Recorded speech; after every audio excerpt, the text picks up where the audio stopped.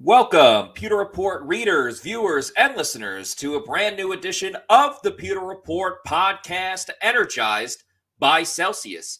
It is a Thursday edition of the show where we are going to talk about which Bucs starters will play in this Week 18 matchup against the Atlanta Falcons. The Bucs have clinched the NFC South. They don't have too much to play for besides having a winning record, which I do think there is some legitimacy to that. We'll talk about all the factors that weigh in for that decision with multiple positions. I know yesterday we talked a lot about the quarterback. Today we're going to dive into some of the other groups that the Bucs have on the roster, and we're going to talk about some interesting comments made by Byron Leftwich and other coaches today from the Advent Health Training Center where the Bucs practice. I'm your host, Matt Matera. Joined with me is my fellow colleague at PewterReport.com, Adam Slavon. Adam, thank you for joining me today, and how are you on this Thursday? I'm doing great. How are you? I'm doing well. Thank you very much. Before we get into all the Bucs discussion and everything of that nature, obviously the biggest story in the NFL right now is Damar Hamlin on the Buffalo Bills. Very scary situation on Monday night. Had to go into the hospital, had cardiac arrest. There were reports that came out from multiple publications and guys like Ian Rappaport, Mike Garafolo, Adam Schefter, all saying that he opened his eyes today. He wrote, because he still can't speak yet, but he was writing, "Did we win?" And the doctor said, "You won the game of life." That's tremendous news. We're all so happy about that. So just want to give a quick statement on that. For those that might not know the news, obviously you guys are busy with your own everyday life, but that was truly great news to see today. We saw it on the TV as we were finishing up the press conference with Casey Rogers today, but just wanted to mention that real quickly. So excited that it looks like Damar Hamlin is feeling a lot better. So good to see there. Just completely remarkable how quick he's coming back and just being able to write, and I think he was gripping his family members' hands, just really touching stuff. Yes, 100%. And it was good to see as well. They spoke to T. Higgins today. Obviously, he was the receiver for the Bengals that was involved in the play where Hamlin tackled T. Higgins. And Higgins said that he spoke to Hamlin's mom, and Higgins is feeling pretty good himself because, there's obviously that's got to affect him too. Yeah. Being involved in the play that, became so serious. So, good to see that Damar Hamlin is trending in the right direction. Good to see that T. Higgins is in a good frame of mind considering the seriousness of everything that went on in that game. So good to start the show with some positive news. On top of that, by the way, shout out to everyone in the chat. See Nathan in here saying hello to us. Hello to you, Nathan. Hey. Thanks for always being on the show. Francisco wants the starters to play. We'll talk plenty about that as well. Francisco also talking about Damar Hamlin. Hopefully that he will be in good spirits as well. Will be a long recovery, but as long as he recovers, that's what's most important. Some other positive news that the Buccaneers had, not specifically with their current team, but there was news last night that one of the all-time great Tampa Bay Buccaneers, Ronde Barber, is once again a finalist for the NFL Hall of Fame. This would be the class of 2023. This is Ronde Barber's third time, I believe, making it to the final cut. Now, the NFL and their voting committee, they can pick up to 5 players, which, every single year it's always tough to make that top 5. You're talking about some of the greatest players in the history of the game. So Barber's in there, former Buck Darrelle Revis, who played one season with the Bucs, did make a Pro Bowl. He's in there. Reggie Wayne. There's a lot of great players, but congrats to Ronde Barber. Hopefully, this is the year that he finally makes the Hall of Fame. He's absolutely deserving, Adam. I know he's a little bit before your time, but some of the stats that he has are absolutely incredible, out of this world. For starters, this isn't a stat, but he essentially invented the nickel corner position. And it's a known commodity in today's NFL. When you're the inventor of a new position in the NFL, that alone can kind of get you into the Hall of Fame, but he has the numbers to back it up too with the amount of touchdowns he's had, the longevity. So hopefully this is the year for Ronde Barber. I think he was the only player, Albert Breer tweeted this out, the only player with over 25 sacks and 45 interceptions. I mean, we talk about like a player comparable on today's roster, Antoine Winfield Jr. He's kind of like a mini Ronde Barber in a way. Just the ability to play the nickel corner. Later in his career, Ronde was a safety and just being very versatile and always contributing something on the field. And it's awesome. And all 15 players that were named finalists, they all have a great case. But I think Ronde Barber, he definitely deserves to at least be one of the 5. I like that comparison to Antoine Winfield Jr. And it's very interesting because not specifically with Antoine Winfield Jr., but Logan Ryan, the first-year player with the Bucs. I mean, he's been around the league for a long time, but his first season with the Bucs, I probably should have said that better. He said that Ronde Barber is a guy that he looks up to. And I think if you ask a lot of veteran defensive backs that are, up there in age, like I'm sure there's a lot more players that say, hey, yeah, I wanted my career to be like Ronde Barber's with the amount that he played, the success that he had, winning a Super Bowl. So I think that's really important. And yeah, that's a great thing that you noticed, the fact that Antoine Winfield Jr., he does a little bit of everything. He obviously is pretty good in coverage. He got smoked a little bit by DJ Moore last game, but you can't just look at one game specifically. You have to look at the entire outlook of his very young career. He's a guy that can get interceptions, breaks passes up. He's great at the line of scrimmage. He can, he got a sack against Carolina, as you see on the screen right here. That was Antoine Winfield Jr. taking down Sam Darnold. So he can do a little bit of everything. He's a very aggressive player. And, Bucs are lucky. They still have him on a rookie contract. I would not be shocked when he gets an extension anytime soon. Could happen this offseason. I'm not guaranteeing that. I'm just saying, like, the Bucs, the beauty of a great draft class is like, okay, you can churn these guys out, make them great players like right away. The only downside is like then you have to pay them the big money at that point, and the Bucs can ill afford to lose Antoine Winfield Jr. and Tristan Wirfs. But that's more stories and complications down the road. I don't think either one is going to be leaving the Bucs anytime soon, if at all, in their careers. Yep, definitely agree with you on that one. Alien Macedon says Ronde Barber deserves to be in the Hall of Fame. Yeah, without question. I really do think that this is the year that that he makes it. Common Sensei talking about the Bucs scenario, I guess we should say, for Week 18. I'd rest the defense players before offensive players, in my opinion. Players such as Vita Vea, Lavonte David, Akeem Hicks, Carlton Davis, maybe even Dean should be rested. Common Sensei, I totally get every point that you're making.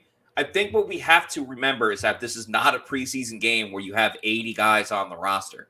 The Bucs have their 53. They can call a couple guys up from the practice squad, and but you only have a certain number of inactive players. So I think that's important to keep in mind. Adam, before we go any further, I noticed when you walked into the building today, you had a drink in your hand, if I'm not mistaken. I did. Yeah, and I'm pretty sure that was a Celsius energy drink because you rock with the Celsius energy drinks, the presenting sponsor of the Pewter Report podcast. We have an assortment of different flavors that you can find in a Celsius can. You got the Arctic Peach and Tropical Vibes right there.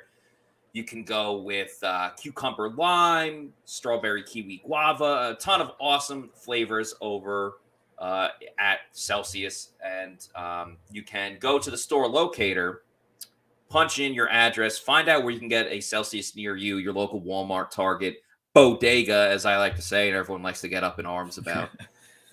Find it there. And then you can also order them online at Amazon, do the subscribe and save. And, you can have it set up to go to your house or apartment every 1, 2, or 3 weeks, quarterly, whatever you want. Just have it, cut out the middleman. Just have it go straight to your house or apartment. This is the healthy version of an energy drink. There are 7 essential vitamins, 0 sugar or preservatives, so you don't get, the crash, any of the post-energy drink jitters. Just gives you that essential energy you need to get you through your day. So make sure you're drinking Celsius energy drinks, the official sponsor of the Pewter Report podcast. That is hashtag Celsius Live Fit, hashtag Celsius Energy. And we absolutely love when you guys send us photos, videos, mostly photos of either drinking a Celsius Energy drink, finding it at a store. Maybe you're on a road trip, you see it somewhere. We absolutely love when you guys send us those photos. So please continue to do so. All right, Adam, we got to talk about Bucs versus Falcons, a Week 18 game. Bucs are in. We know that. The only thing we don't know is who they're playing in the wild card round, whether it will be the Eagles or the Cowboys. That depends on if the Eagles win on Sunday, they clinch the NFC. They clinch the NFC East. They get a bye in the first round. That means the Bucs will play the Cowboys. If the Eagles lose and the Cowboys win, then the Bucs somehow are playing the Eagles in the first round of the playoffs, and the Cowboys get that bye and clinch the NFC and the NFC East. The funny thing is that whoever the Bucs play in the playoffs, they will play the division winner next season because that's how the schedule works out. We talked about that a little bit on yesterday's show. But for the Bucs in their immediate future, not too much to play for. And we're going to talk about all the different positions, players that should go, maybe shouldn't go. But we spent a lot of time yesterday talking about Tom Brady, Kyle Trask, Blaine Gabbert. So I gave my thoughts about it. Scott Reynolds gave his thoughts about it. But Adam, you were on the show right here, right now. So I want to hear your opinion of what the Tampa Bay Buccaneers should do at the quarterback position when they line up and play against the Falcons on Sunday at 1 o'clock. Yeah, that's been an area of much discussion. Now, I listened to what both of you guys had to say yesterday, and I agree that when Brady comes out, I think he should play a half, and then I think Trask, he should play the other half. And in doing so, I think that they should keep all the starting wide receivers, Evans, Godwin, Gage, maybe even Julio, out there for the third quarter. And then in the final corner, maybe you can substitute in like Devin Tompkins, Scotty Miller, guys like that. But give Trask the opportunity to develop a rapport with some of the star wide receivers because you don't know what the quarterback picture will look like for next season. So Trask, he should definitely get some meaningful snaps. And as much as I love Blaine Train, we all love Blaine Train. Yes, it's true. It needs to be Kyle Trask, and he needs to show more of the ability to be a starting quarterback in the NFL because it will be his first time getting meaningful game reps in the NFL. Yeah, and that's what we really talked about is what's the point of playing Kyle Trask if he's going to throw to just Scotty and Devin Tompkins and he's got a third and fourth string offensive lineman blocking for him? I don't really think that does too much. Now, let me ask you, are you saying you want Brady to play a half because, it'll help them going into the playoffs? Or are you just saying let Tom Brady play a half because Tom's going to want to play anyway, and that's why he's going to be it? I mean, Tom's going to want to play anyway, and he has some records, some little milestones and incentives to play for as well. I was looking it up. He needs 12 more passing attempts to set the single season record for passing attempts at 728. He would beat out Matthew Stafford in 2012, but just that'd be an NFL record. NFL record for a single season, yeah. Like that's remarkable. At 45 to be throwing that many passes. Yeah. But more than just milestones and records, I think we need to see more of the offense get into a rhythm.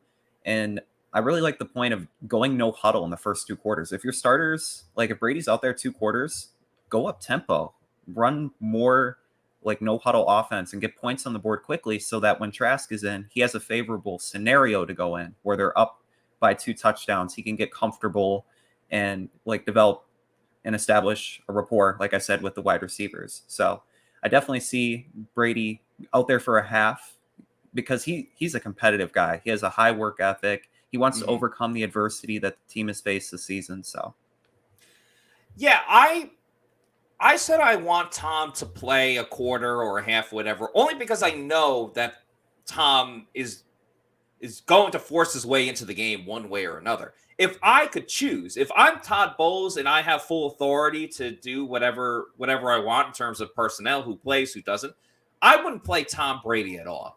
I totally get the, wanting to end the season on the right foot, wanting to get some things together, heading in the right direction into the playoffs. But if you can't do that during practice, then maybe you just don't have a great chance of winning the playoffs in the first place. I don't see exactly what playing one quarter is going to do for the Bucs offense. And I understand they played very well last game, but I also think there's a couple of different factors that go into that. One, and the Panthers have a good defense, don't get me wrong, but the Panthers, the way they schematically lined up against the Bucs made absolutely no sense. I'm extremely happy that Mike Evans balled out, and he balled out. He was the NFC Offensive Player of the Week. But to play him one-on-one and only have a single high safety was just asinine by the Carolina Panthers. I don't think the Cowboys would do that. I don't think the Eagles would do that. I think a perfect example is when the Bucs played against the Bengals a couple of weeks ago. Everyone remembers they jumped out to that big lead, 17-3, and they blew it in the second half. Mike Evans was balling in that first half, and then the Bengals decided to say, hey, we're not going to let Mike Evans beat us. We're going to shade a safety over to his side every single time that he heads down the field. And what happened? Well, the Bucs turned it over 1,000 times. That wasn't Mike Evans' fault. But even when it was garbage time and they were going down the field late in the game, they weren't able to get the ball to Mike Evans. They finally tried to go with the fade pass in the end zone. I believe that was on the 2-point conversion. And that didn't work because you had a safety to his side. So I understand getting that continuity together, why you would want to work on that. But again, I don't see too many other teams playing that same type of defense that the Panthers did. If anything, they would learn from what the Panthers did and say, hey, let's not do that. I think another thing that kind of makes it pointless in terms of, oh, let's have them play a quarter or only a half. The biggest issues that the Bucs have had this year, especially on offense, is situational football. 3rd and 1s, third downs in general, scoring in the red zone. And sure, you can get into the red zone in the first half and you'll have 3rd and 1s throughout the whole game. But there's a big difference when it's 3rd and 1 and you have 4 minutes to go in the first quarter versus it's the fourth quarter. There's 8 minutes to go and you're down by 7. You need to score on this drive or else the other team's going to get the ball and either run the clock out or maybe you'll have a last dash effort. I don't know if the Bucs are going to be in that situation if Tom Brady's not playing in the fourth quarter. So either play him the whole game, which I wouldn't advise for obvious reasons, or don't play him at all. There's only so many things you can learn. And, Tom said today, oh, well, we're football players. We're here to play football. I get that. But you're here to win the big games. You're here to win the playoff games. All right? Yeah. So I get it. It's your job, but it's also Blaine Gabbert's job to play football. It's also Kyle Trask's job to play football. Give them a chance to play football. You can play it the rest of the time. I just don't – he's not the type of guy that would just sit on the bench. And that's kind of the problem of having a guy like Tom Brady. He's so competitive. He wants to be out there on the field. So I think they're kind of forced to play him, at least for a half. But I definitely get your point. And I thought it was interesting that Leftwich mentioned today that the offense – they need to be more aggressive. And like the deep ball connection between Tom Brady and Mike Evans allowed them to do so, but they want it to continue in weeks to come. And the only way to keep that aggressiveness going is with Tom Brady on the field making those throws. Yeah, that's very true. There absolutely is a point to that. Byron Leftwich's press conference today was different than it typically was. Now, Byron, from time to time, will say something out of nowhere where you're like, huh? Like the whole, that's an analytics thing. It's true, but it doesn't mean anything. Byron will give you that type of stuff. Byron seemed a little bit more relaxed today for whatever reason. And he had a very interesting comment about the fact that the Bucs have the Bucs. We're over exaggerating everything. The Bucs haven't been that bad on offense. They're 12th in the league. They're 12th in the league in yards per game, not points per game. And that's the big issue has been the points per game. And the yards per game come at the end of the games. Exactly, like when they're down. A lot of the garbage time situation. So I'm going to play that video in just a moment. First, Byron spoke about Tom Brady, and Adam, you had mentioned that he could just break the NFL record. Tom also has an opportunity if he plays in this game, and he will. Tom has an opportunity to also become the second highest passer in Bucs franchise history, which is wild because it's only his third season. Yeah. And, you've had other quarterbacks that have been here for 4, 5, 6 seasons. So Brady's about to do that in 3 seasons. So the first video I'll play is Byron talking about Tom Brady and just the greatness of Tom Brady. The next one is where Byron gets a little bit feisty about the criticism about the Bucs offense this year. 40-something years, but to be number 2 and just be able to pull that off in 3 years, how amazing does that tell you? I think it's shown what he's done since he's been here.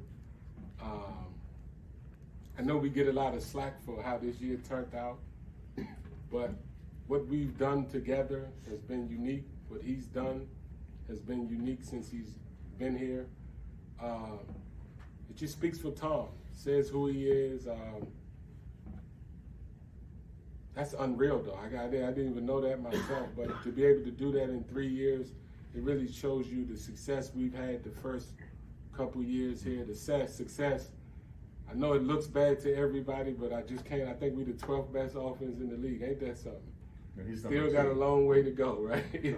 Long way to go, but it just says a lot about who he is and what he brings to the table, about all the guys around him, and what the historic pace he's really been playing at since he's been here. It says a lot. Says a lot. Speaking of that, Here's part 2, Byron Leftwich saying, our offense isn't as bad as everyone thinks. and you have it. I think it's been moments where we haven't really been that bad. I think you guys over-exaggerate because we look different. The numbers say we're not that far off. We're awful on third down and red zone. It's disappointing, those two things, for us as a team with who we have. But when you really listen to people talk about us, that's emotions talking. That's not really people that's watching us get better every week. For some reason, everybody wants to throw dirt on the Bucs, but we're not ready for people to throw dirt on us.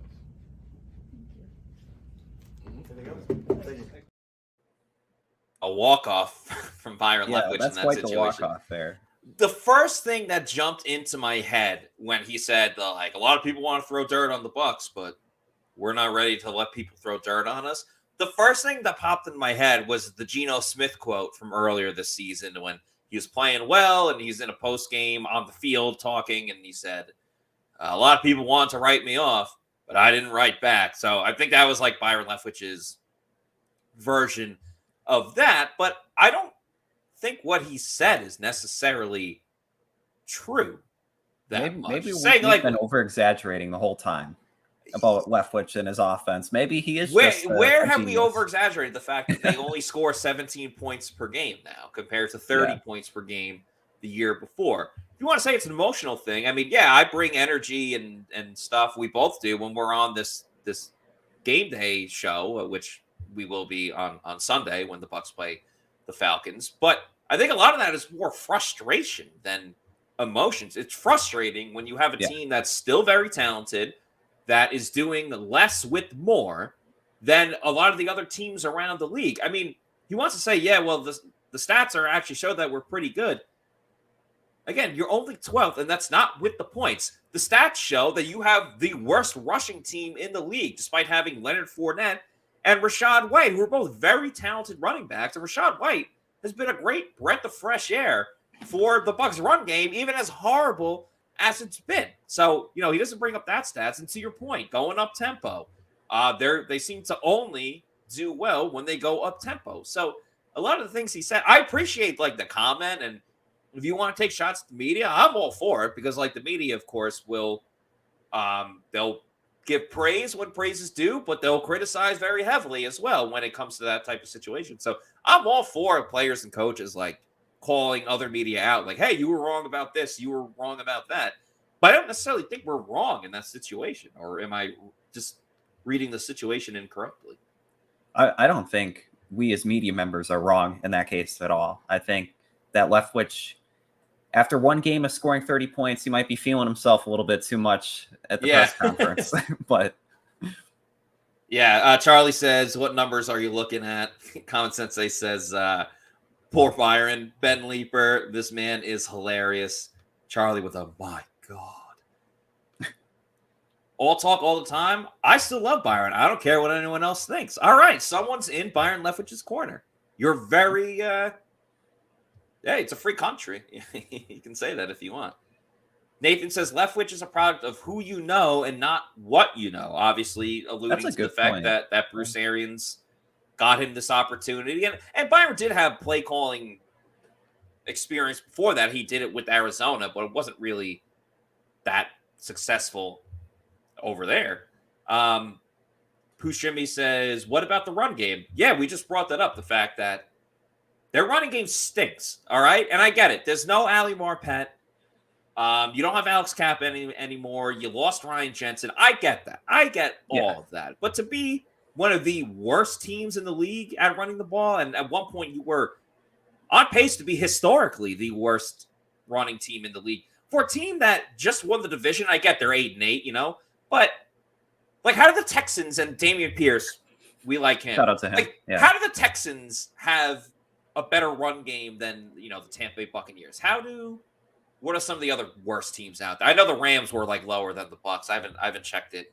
I haven't checked it today, but you know, the Bucs are still at the bottom. There are teams way worse than the Bucs that run the ball better than Tampa Bay. So it's I don't know. It's just crazy to see, Adam. It really is. And just to compare, like the Atlanta Falcons, like spoke to Casey Rogers about it today. Yes.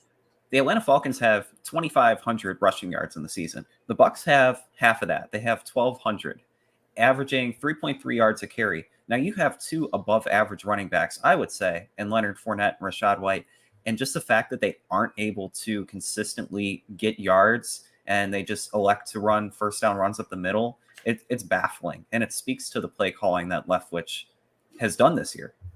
Yeah, let's play that video from Casey Rogers talking about the Bucs planning to stop the run against the Atlanta Falcons. This was just a great, brilliant setup question by the reporter that asked this. What do you want to see out of your front seven personnel in stopping not only the run game, but getting a consistent pass rush as well? Well, the thing about them, the run game puts you on the heels for your pass rush because everybody's bracing to stop the run. Then all of a sudden you got to react to the pass. So that's going to naturally hurt you. And then the team last week and this team, they give you a lot of problems because they run on third down, 3rd and 7. The team last week, 3rd and 7, they ran the ball. And we were in a pass rush and luckily we got them. But I'm just saying, it's that problem will be here this week. Last week's team was hard-headed about running the ball. This team is hard-headed about running the ball, and this team has a little bit more quarterback run element to it, so that poses another problem. I think they're averaging like almost 5 yards a carry, which poses another problem. So we got some issues to deal with here Sunday at 1. When you look at the Falcons draft, another thing to factor in, and Casey Rogers also talked about this, was the fact that, you know, when they played the Panthers the week before, the Panthers ran for like over 300 yards against the Lions before they met up with the Bucs. And the Bucs went in, well, they were the home team, so they went into their own stadium and completely shut down the run game for the Carolina Panthers. Now, this week, I think, is a little bit different, again, because I wouldn't expect Vita Vea to play in this game. So it's really this team, you know, tale of two cities, tale of two halves has been the case for the Bucs. It's a tale of two defensive tackles. When they have Vita Vea and Akeem Hicks in there, this is I'm not going to say like the 2020 Bucs and the 2021 Bucs defense that you would be lucky if you got 2 yards against them. You could still gain a little ground on the Bucs, but when one of them doesn't play, you can rip the Bucs defense in the run game to shreds, absolute shreds. But this week will be very telling. I'm not going to hold too much stock into it because I don't think Vita Vea is going to play, and I would not be surprised if Akeem Hicks is on a pitch count. But it's definitely another test for the Bucs to end the season, especially with Dallas, who likes to run the ball with Ezekiel Elliott and Tony Pollard, and Philly, who has, you know, the run option with Jalen Hurts, obviously, and they have very talented running backs as well. So what are you looking to see out of the Bucs on defense there? One point about the Falcons offensive line, I was looking over like all the PFF grades, take them as you will, but the right side of their offensive line has been elite this season. Chris Lindstrom is arguably the best guard in football. I liked him so much coming out of the draft. He's been nearly perfect by any metric that you look at, and he should be an All-Pro this year. And then you also have Caleb McGarry. He ranks 4th on the right side at the tackle position. So I'm looking for the Bucs to stop the run going that way. I mean, stopping the run in general, but also seeing younger guys. Casey Rogers spoke very highly of Logan Hall. Last week, he had 31% of the snaps. Getting him out there on the field more if Hicks and Vita don't play, that'll be huge. And just stopping the run in general.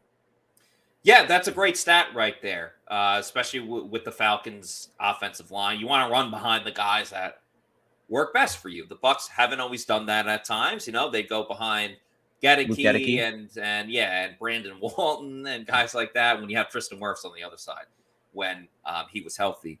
Now, this game, again, not totally meaningful for the Bucs, but you could make it a lot more meaningful if you bet on some of the players over at Underdog Fantasy with their Pick'em and Rivals games. This is technically a rivalry game. It's 2 divisional teams. It's the easiest way to get some action on the NFL, and that's using Underdog Fantasy. You just pick an over or under on your favorite or your least favorite player stats. You can win up to 20 times your money in a single night, again, with the Pick'em or the Rivals. Underdog keeps it super simple with their easy-to-use website and mobile apps. You pick between 2 and 5 players to fill out your Pick'em slip, get every pick right, and take home some cold, hard cash. Use the promo code Pewter, that's Pewter, and get your first deposit doubled up to $100 by Underdog. Even if you learn from Plant City Man, you know that is a heck of a deal. Get your first deposit doubled up to $100 using that promo code Pewter, Pewter. And you can, of course, use it not just for football. The football season, sadly, is winding down a little bit. No Thursday night football on tonight. But they have it for a ton of other sports. They got it for hockey and basketball. You know, they're not even in like the first quarter of their seasons, or they're close to it. I don't know. They both play 82 games, so you got a long way to go. You do it for soccer. Bucs fans out there, shout out the Milwaukee Bucks, my hometown basketball team. There you go. Bet the Giannis over on the points. He's been tearing it up lately. He's been on a roll, averaging like over 40 points a game. Make sure you go with him. There you go. There you have it. Bet on Giannis to hit the over on his points. And then you just got to find whatever opponent that he's playing against, pick someone on that team as well. But yeah, there's a little tidbit from Adam right there. Watches the other Bucs quite often. So check out Underdog Fantasy. You can do golf as well too. When golf, I guess there's some going on right now, but you know, the Masters, everything. We absolutely love that. All right, let's talk about some of the other position groups, Adam. What players should play, what players should not, because that's kind of the main storyline of this game. I'll give you the choice since you gave that pick for everybody. Ooh, okay. You want some offense or defense? I was going to say offensive line. Okay. So obviously the big thing that we learned from practice today and being there the past couple days, Donovan Smith has not practiced again, and it doesn't look like he's going to play. We'll see if he's out there tomorrow, but I truly think, and Donovan Smith is one of the toughest guys on this team. He's been through even worse injuries and has been able to play. I truly think he was hurting bad after he got injured in the he got injured in the 49ers game. He did not play. Am I getting this mixed up? No, he got injured in the Bengals game. He did not play against the Cardinals, and he came back to play against the Panthers. I think he only came back to play because this was an all-or-nothing game, everything on the line. You win and you're in. And he was able to gut it out. So, listen, I know he struggled. He had a holding penalty. He hasn't been playing well, but I respect the fact that he was able to gut it out. With all of that said, let him sit this week because I know Tristan Wirfs is the best tackle on the Bucs, but you need your left tackle to show up in the postseason. Every team you're going to face has a good pass rusher when you get to the playoffs. And if they see a weak link anywhere on the Bucs offensive line, they will attack that, especially out on the edge. So I think Donovan Smith, let him sit, let Brandon Walton get in there. He started this season because of injury. Let Brandon Walton play. I think you keep all the other starters in. not Ryan Jensen. I don't think Ryan Jensen's going to play. Robert Haynes, you let him go. Jack Mason, you let him play. Nick Leverett, let them all go. Tristan Wirfs going to play as well. Now, in the second half, if you want to put in some of the other backups, if you want to get Luke Gedeke some reps, I'm fine with that. But offensive line outside of Donovan Smith, I think you kind of let the starters go. Now, one interesting idea that Scott brought up a couple weeks ago was moving right tackle Tristan Wirfs to the left side. Something that they could try in the second half if they want to get creative is maybe put Luke Gedeke at right tackle. He played there in college, and then move Tristan Wirfs over to the left side and see how he handles that maybe. If they're moving guys around, bringing in backups, maybe they try some fun different things as well. I respect the idea, but that is so risky to do. Yeah. It doesn't matter who the quarterback is. Like, you don't want to get him killed out there. And Tristan Wirfs has said, going to the other side, it's almost like throwing with your opposite hand. And I think that would be tough because you have to practice that, Like, you can't just play right the whole time. You're practicing during the week at right tackle, and then in the game be like, hey, we're actually going to move you to left tackle now. You need reps in practice, and I don't think in this type of situation where he's only going to play it for a half and then go back to playing right tackle for the playoffs, I don't think that serves anybody well. I respect the idea that you're going for. Now, Gedeke at tackle, he's been playing the swing tackle now that Josh Wells is injured and won't be available for the rest of the season, unfortunately.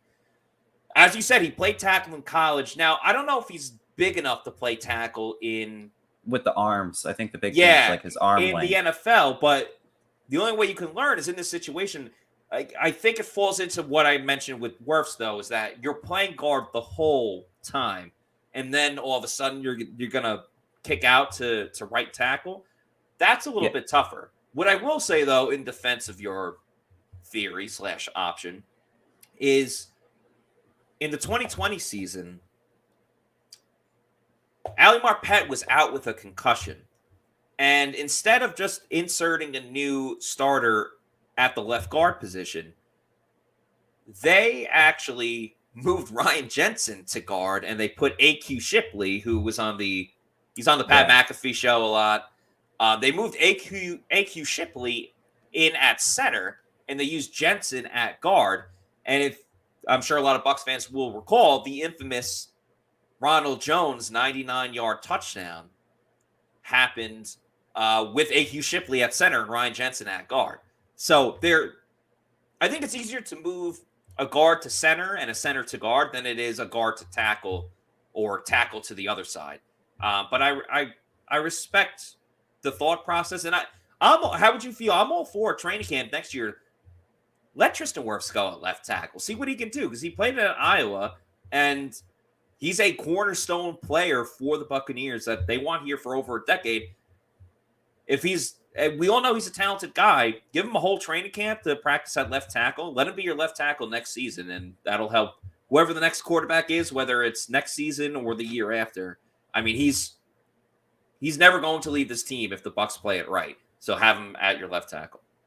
I mean, there's nothing to lose. When you look at the right tackle position, you have Tristan Wirfs, you have Lane Johnson, and then it's like a tier below. If you move Tristan Wirfs over to the left side, you have an elite left tackle. That is like the hardest position. And monetarily, like when you look at contracts, the highest paid offensive line position. If you can plug in that hole with a guy like Wirfs that you already have on the roster, and then maybe look at a different right tackle if you move on from Donovan Smith, I think that would be a great idea and kind of see what some of the younger offensive linemen can do at that right tackle position. Yeah, and to your point, the Bucs, they have a lot of financial issues that they have to work through this offseason. And at this moment, at 4:40 on Thursday, I'm not here saying the Bucs have to cut Donovan Smith. But I do see where he's got a big contract and the Bucs need all the money that they can save.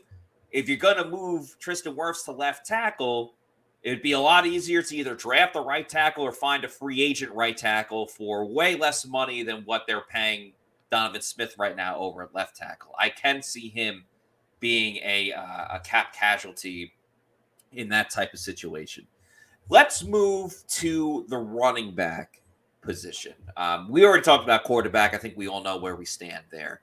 Running back, you have Leonard Fournette, who's dealing with the Lisfranc injury, Lisfranc Lenny, as we're all calling him now. You have Rachaad White, rookie, got a little banged up last game. If you remember, he was holding his arm and his hand as the game went on, but was able to play. I think you sit Leonard Fournette. I don't think there's anything to prove with Lenny. Let him heal up, rest up for the playoffs. Let Rachaad White be the top guy. And, Keyshawn Vaughn, let's remember, he started the playoff game last year against the Eagles. So Keyshawn Vaughn has experience getting a lot of reps. I want to see a fair amount of Rachaad White. I want to see a lot of Keyshawn Vaughn. Why not? Just get him some reps. Let him take a lot of the wear and tear. Tom Brady's played with him, so it's not an issue for Tom Brady. That's how I would set up this situation for the running backs. Yeah, I agree with you. I think it should be like a 60-40, maybe, White-Vaughn split.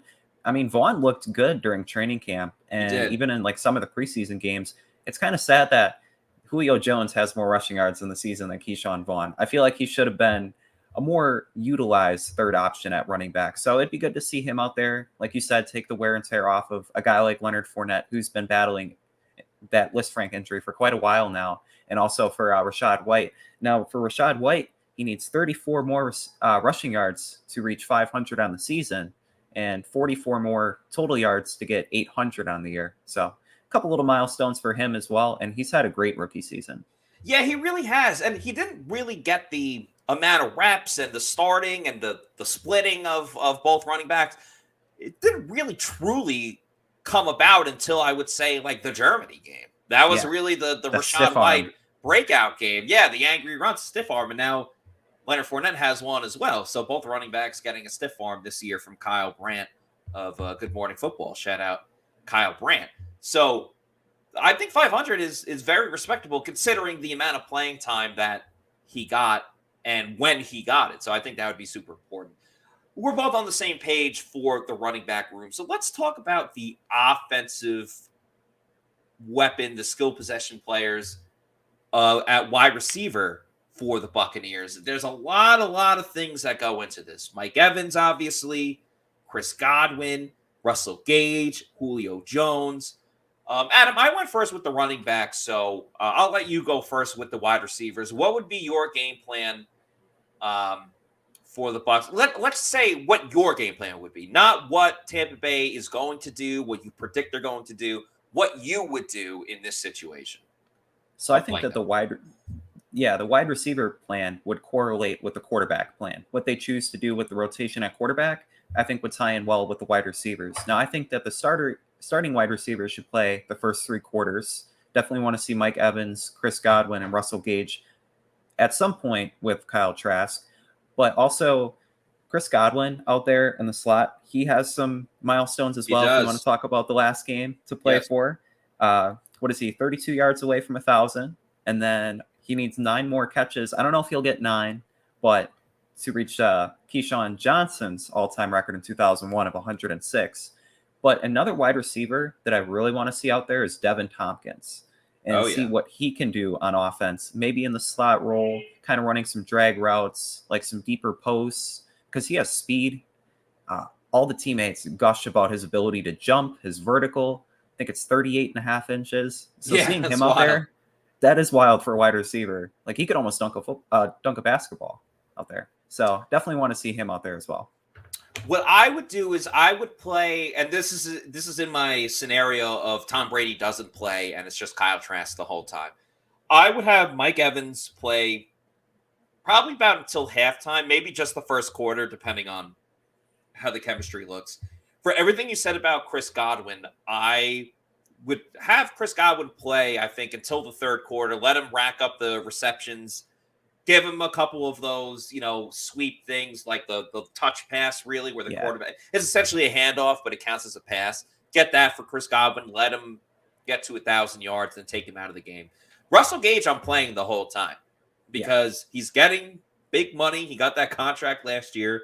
He's coming off of, he's been back for a couple of weeks from that hamstring injury. And I think each week he's made a maybe not a signature play, but an important play. Like he caught a ball on 4th down to keep a drive going last game. He's made some key receptions for the Bucs. So let's see him be a number 1 receiver in this, unique situation where some of the other guys aren't available.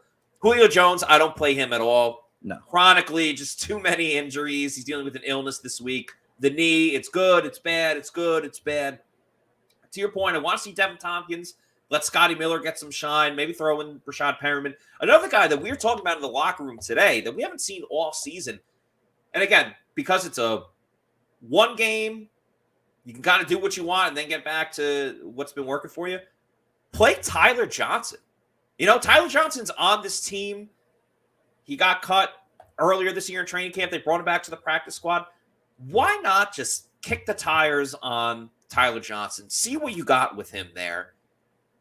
If he has a great game, awesome. Then you can build on that for next season. Let Tyler Johnson go in and see if he can make a play or two. All right? I don't think that's like the worst idea when it comes to – because you got to play these receivers. You want to keep them healthy. Rashad Perriman, I don't really know why he's on this team. He had the touchdown catch against the Saints in week 2. Outside of that, he hasn't really been available. That's his one catch of the year that he has. Exactly. I'd much rather see Tyler Johnson out there, a guy that you could keep on this team as potentially a 3rd or 4th receiver for depth. I would much rather see Tyler Johnson and what they have going on there. Before we talk about the tight end position, I do want to talk to everybody about pin chasers, and that's where you should be going if you are bowling. Head over to Pin Chasers. There are multiple locations in various areas, including one pretty close to the Advent Health Training Center where the Bucs have their practice facility. It's a fun night out with friends and family. They have great deals, like literally every single day. All you can eat pizza, all you can bowl, dollar beers, ton of great deals there. They got brunch on the weekends. The food's very underrated. If you have a kid and you want to book a birthday party there, you can do that as well. They got a video game area, arcade, so kids can play video games. They can do some bowling. Parents can hang out. There's, the food area. They have a bar as well for the adults, obviously, not the kids. Please drink responsibly if you're 21 and over. So, yeah, a great time out with friends and family over at Pin Chasers. Take advantage of the brunch on the weekend. That's definitely a nice little caveat that not every bowling alley has. And see what deal works best for you over at Pin Chasers. Go to pinchasers.net for all the deals they have in store for you. Tight end position, Adam. Oh, sorry. Go ahead. Looks like you want to say something. Yeah, just a couple notes based on what you said about the receivers. Julio Jones, when we talk about him not playing, which he shouldn't play this week, they signed him for the playoffs. So as much as it would be cool to see him go up against his former team, they need him for the playoffs. They need him healthy because he needs to be that 3rd receiver. Yeah, and at that point, it's like, who cares? The Falcons aren't making the playoffs. It's 2 years removed since he's played, in Atlanta. I get this probably his first time back there since leaving the team. I understand that aspect of it, but I don't know. The Bucs have more important things to deal with. But I get what you're saying. I'm not shutting it down. Yeah, and then with Tyler Johnson, now I thought he would have made the roster over Scotty Miller or Rashad Perriman because we talk about Keyshawn Vaughn having a good training camp. He had a really good training camp, and he was like the primary receiver in the preseason games. So definitely want to see more out of him as well. Shout out to Emily in the chat. She says, "Hi, everyone. I'm actually excited to see some of our players that we don't normally see this Sunday. I also hope it's not a mistake to play TB12 at all in this game." I do think Tom Brady, I appreciate the comment, Emily. And I'm with you. I want to see some of the guys that don't normally get to play. Let's see them in a real NFL game, a regular season game. Tom Brady, he made a good point of like, you could look at everything in hindsight. You could be like, oh, should we have played? Should we have not have played? They referenced the fact that Julian Edelman got hurt in the last week of the season and kind of derailed them. And he's like, I've been on teams where we were good and then we failed in the playoffs. I was on teams that were up and coming and we excelled in the playoffs. I was on teams that were great and we stayed great in the playoffs. So, I don't think there's an exact science to really all of this. So I understand why Brady, wants to play but it is one thing. It's like, oh, well, we can play and you don't get hurt or blah, blah, blah.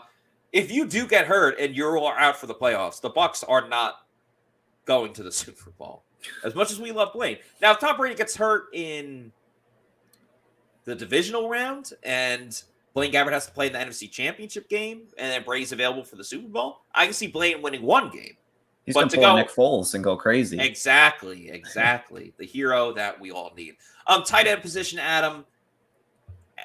I don't know. Anything specifically? I think all rookies should play, really. So Kate Otten should play.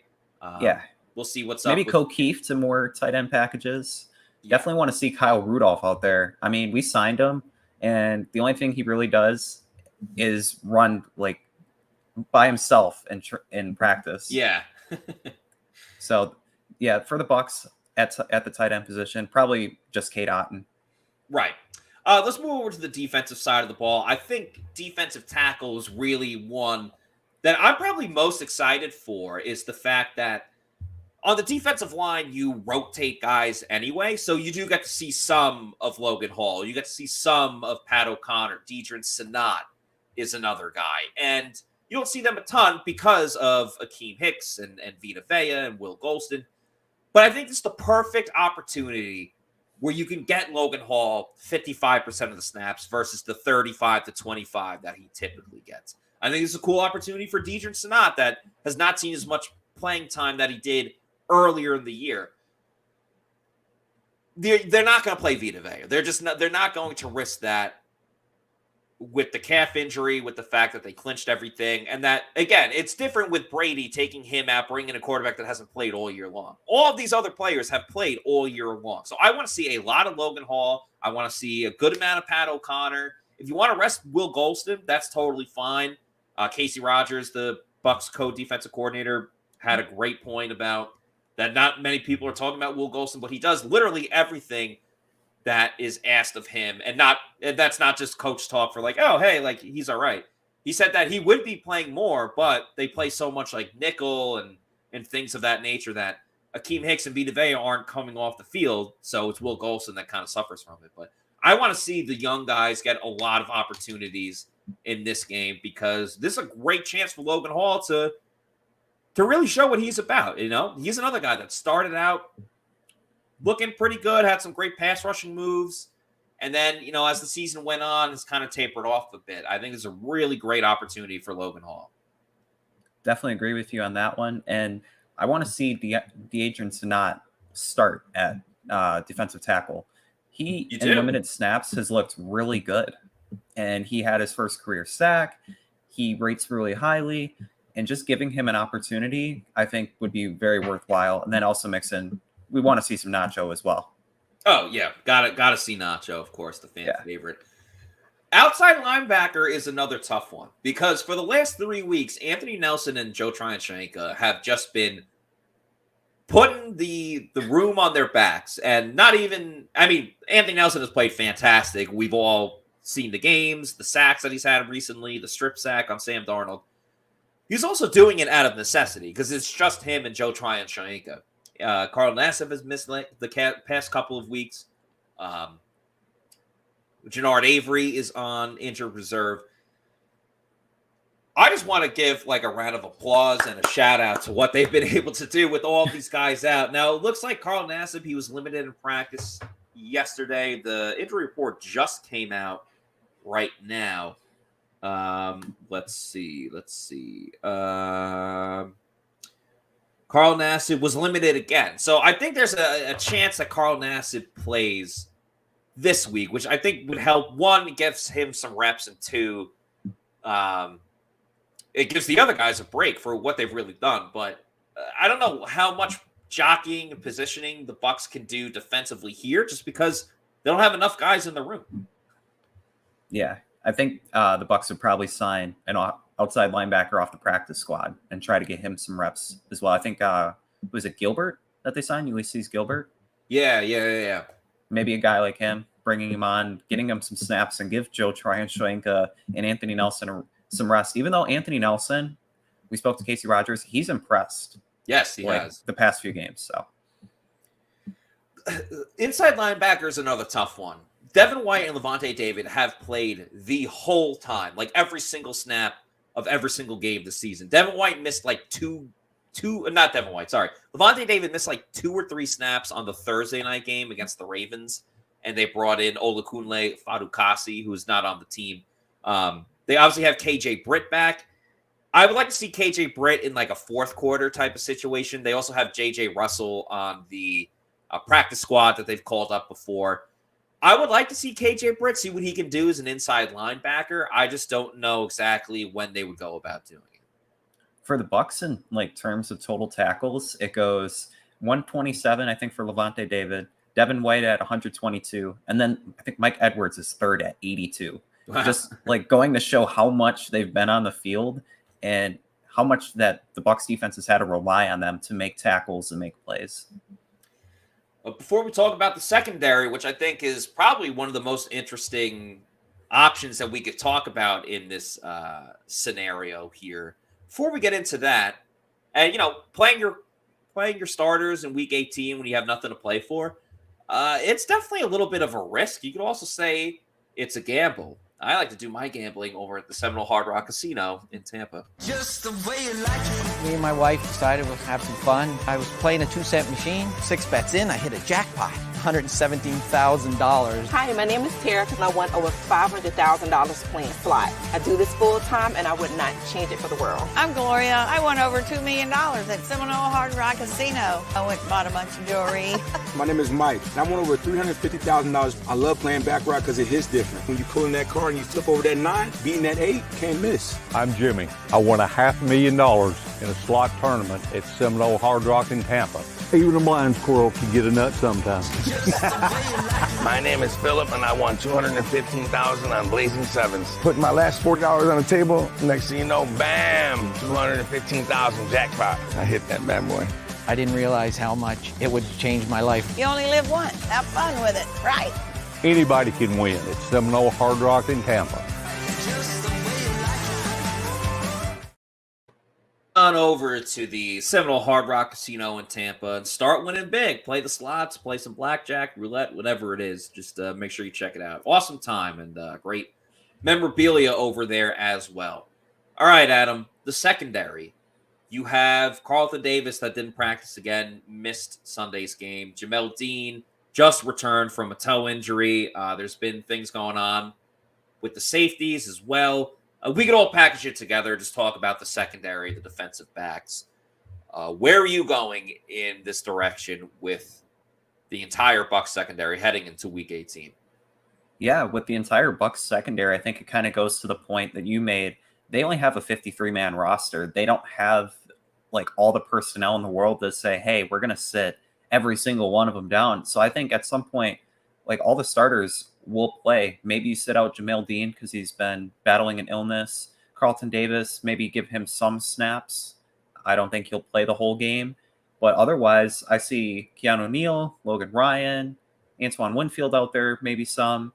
Maybe sprinkle in a guy like Nolan Turner, who he's been kind of up and down between the practice squad and active roster. Also, maybe give a chance for Zion McCollum back on the outside as a rookie.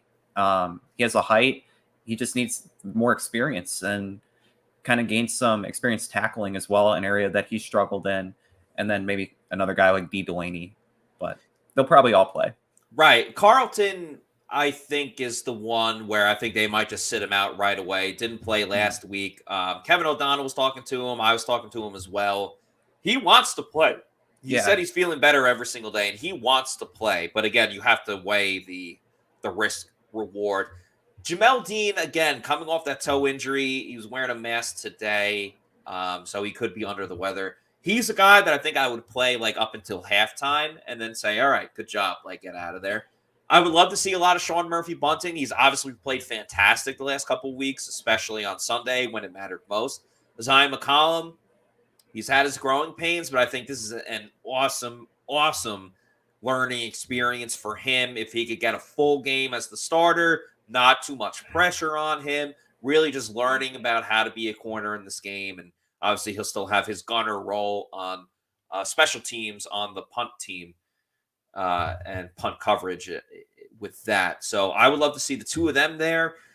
Antoine Winfield Jr. worries me a little bit because he's dealt with concussion issues this year. He's dealt with the high ankle sprain. He's obviously not 100%.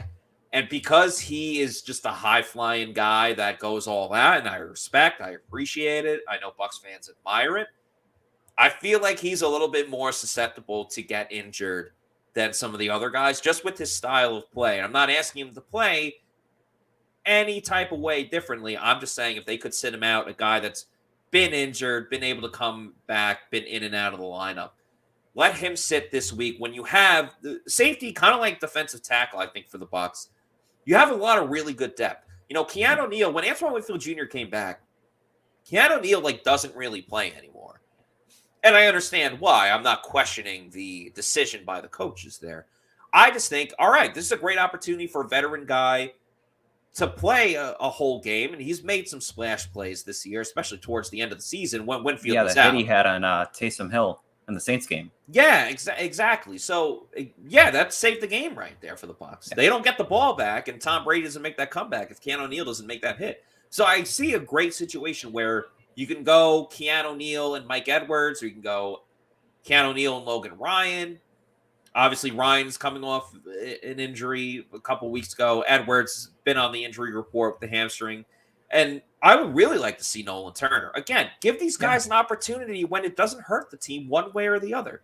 Let some of the guys play. Let them rest. Let them get their incentives, their bonuses. It's a little bit different on defense because you can't force feed a guy getting the ball or making a tackle in that type of situation. But there's probably a couple of guys that have incentives like games played and certain amount of starts and things like that.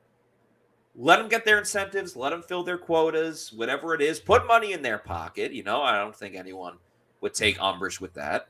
And then get some of the young guys an opportunity. So that's how I would go about it. I want your input on the safety room. I guess we haven't really talked about just how well they position themselves among the rest of the NFL. Do you think the Bucs safety room is near the top of the NFL? Just in terms of, they have 4 starting safeties, you could argue, in Neal, Ryan, Edwards, and Winfield. Where do you think they rank in terms of league-wide? Yeah, that's a great question. I don't, off the top of my head, I don't see a safety room that's really better. Depth-wise, I think it would be tough to battle with the Bucs. I don't know every single team's safeties off the top of my head. Mm-hmm. I definitely think they have the best in the NFC South. I don't think there's much of a question there. Arguably the best in the NFC, but again, just kind of off the dome, just thinking right now, thinking out loud, I would say at least top 5 without question. Antoine Winfield Jr. is the catalyst. The key piece. Yeah, in all of it. Because if you take him out, I would say the Bucs were. Here's probably a better debate is. Were the Bucs better last year when you had Antoine Winfield Jr., Mike Edwards, and Jordan Whitehead versus having Antoine Winfield Jr.,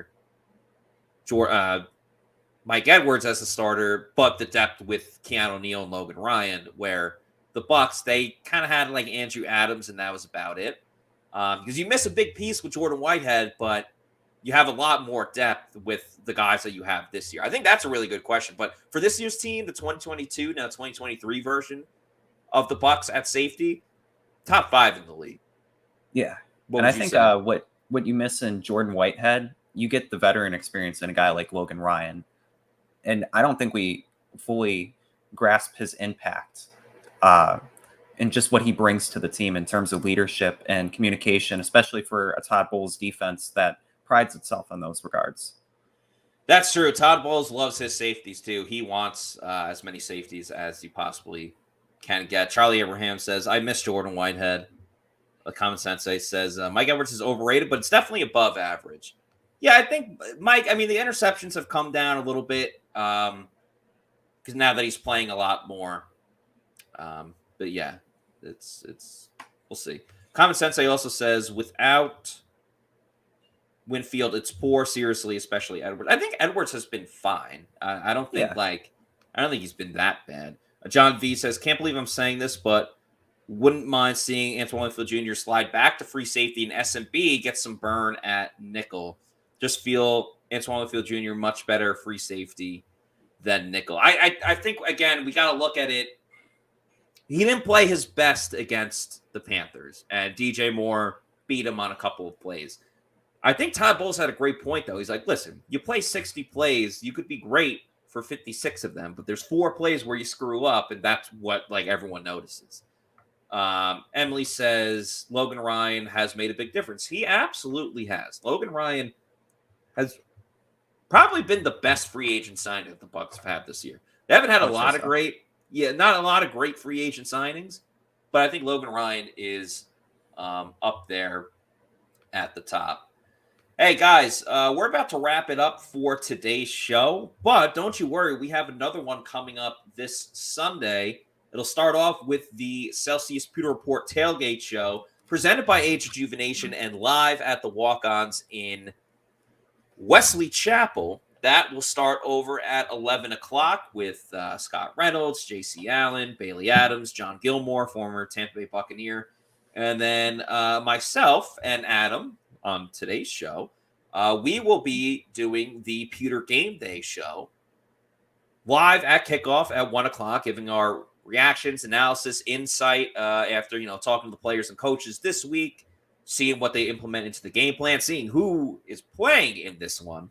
And it's always a fun time, whether they win or lose. This game, it'll be a lot of fun to see what younger players, what rookies, what non-starters get to go in this one. So the tailgate show's at 11 o'clock, and the game day show starts at 1 o'clock, all on Sunday for Bucs Falcons. And one last thing before we head out. If you like our coverage on our YouTube channel and our social media and our website, obviously you can follow us on our social media at Pewter Report on Twitter, Instagram, and Facebook. And please subscribe to our YouTube channel. If you like the podcast, if you like the videos and clips that we put out, just do us a favor, hit subscribe, hit that like button. We're really trying to get to 10,000 followers. We're a little over 100 away from 10,000 subscribers. Would mean a lot to us if we can get to that by the end of the season, which hopefully the Bucs still have like another month of football to go. That would be really nice. But if you guys could do that, it's absolutely free. Just lets you know when we come out with new content. We would greatly appreciate that. So thank you to everybody in the comments today. Great participation as always to all of you guys in there. Emily, Charlie, Common Sensei, Nathan was in there as well. John V, a couple others as well. Shout out to all you guys. Really appreciate it. So for Adam, I'm Matt saying thanks everybody for watching. We will see you on Sunday for another edition of the Pewter Report podcast. Peace out. Have a good weekend.